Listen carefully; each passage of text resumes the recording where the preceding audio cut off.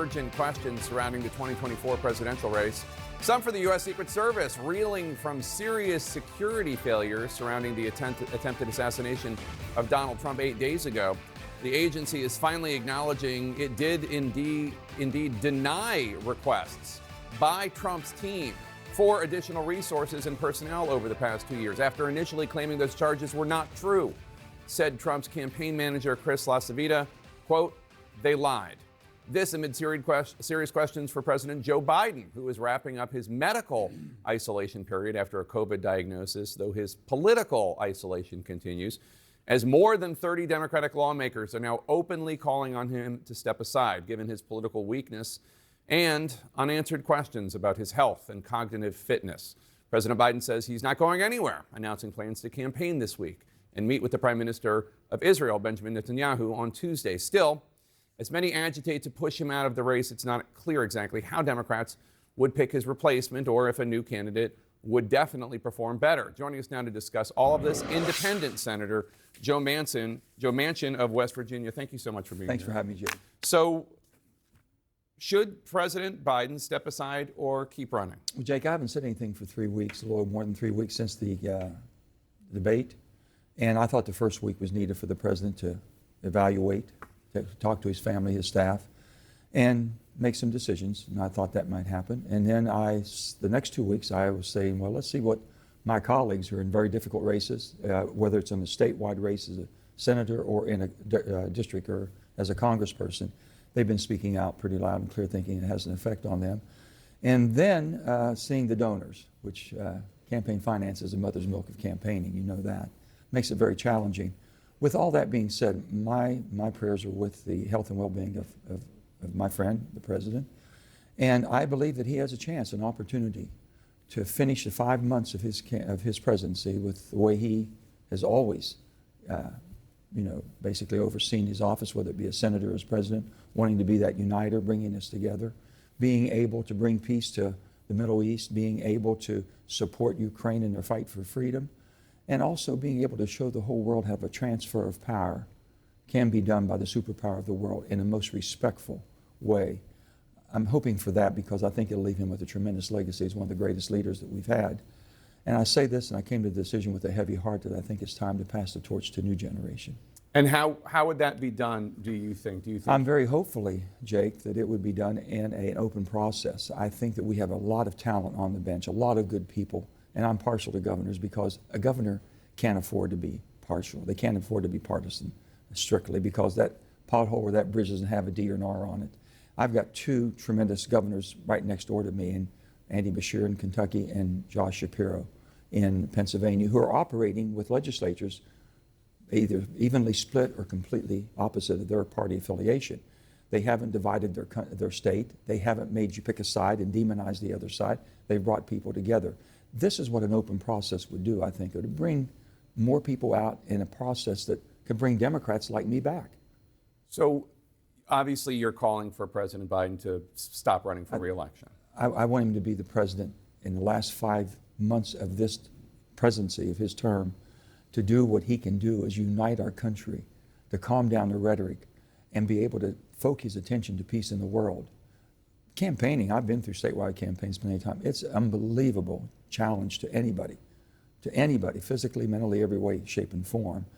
And right now, the country and the world needs our president, Joe Biden, with the compassion he's always had and the ability to bring people together, to use all of his forces and energy towards that. Obviously, he's politically weak, and no president has ever been reelected with an approval rating as low as his.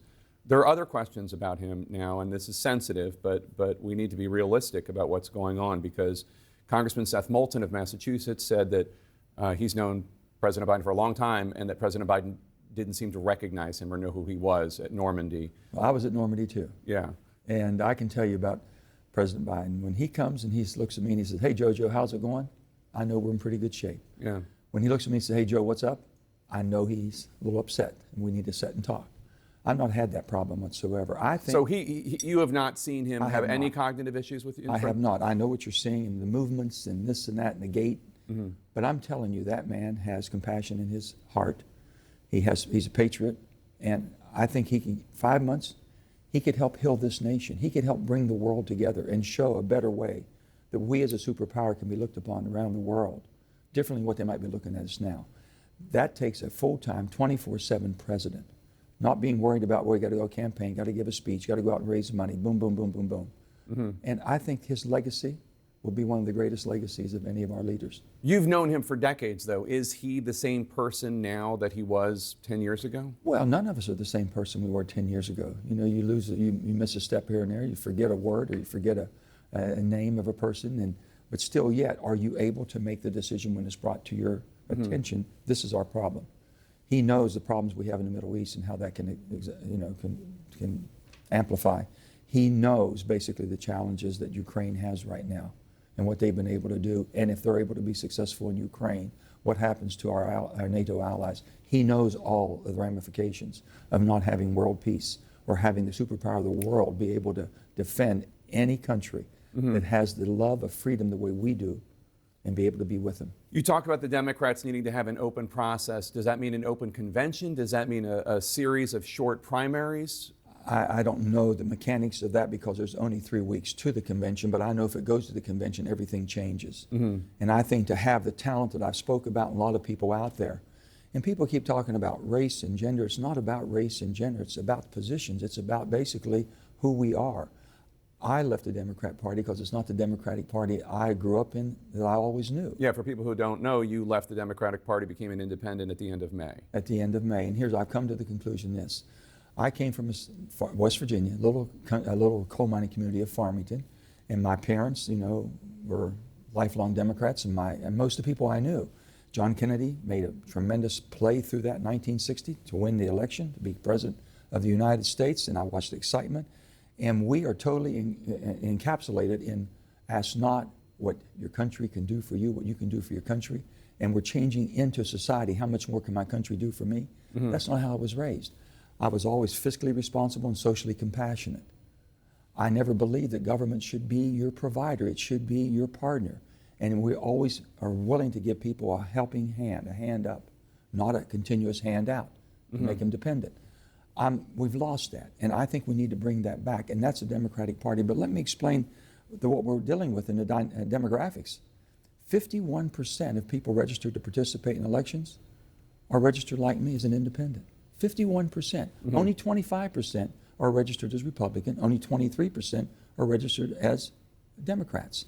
You can't win without the sensible, rational, moderated middle. They want sensible and moderation. They want that. You would not run? You would not pursue if Joe Biden said he was not running for re-election? Would you? No, I want to support a new generation. A new I generation. Think it's time. A new generation. Shapiro, Beshear. And I'm talking about people that I know have the ability because they've shown their skill sets under fire. Let me ask you a question. What was your response to the Republican convention? Well, I thought they put a magnificent show on for 4 days. I really did. What about President And everyone Trump's was looking speech? for something different. And the last hour of the convention showed that it hasn't changed. I'm as concerned today as I was that President Trump has not basically acknowledged that the insurrection was real, that they tried to overthrow our government. That was real. He didn't accept the orderly transfer of power, and it's been more recounts than we've ever done in any other election, knowing that was valid, okay? He's still attacking basically the rule of law in the judicial system, and he gives no hope or faith whatsoever in our allies that will be there for them. Those are considerations that I have that are very, very troubling. And I would hope that other people would look at that too. Let me ask you one other question because you're from Appalachia. J.D. Vance, author of Hillbilly Elegy, is the vice presidential nominee on the other side. Does he do a good job speaking to Manchin voters, Appalachian voters, West Virginians? I think he has enough of a flavor there and everything. I grew up in another era of Appalachia, but I can see it. I've watched my state change like no other state. For 80 years, my state of West Virginia was a solid blue state. What happened? One of my colleagues asked me, Joe, what happened to the West Virginia Democrats? I says, nothing. They want to know what happened to the Washington Democrats. Here's a little state of mine, West Virginia, who's done the heavy lifting in Appalachia. They mined the coal, made the steel, built the guns and ships, built the middle class, if you will. They're patriotic. They've shed more blood, lost more lives for the cause of freedom than any region of the country. They've given everything that they have. And now, all of a sudden, we're not good enough.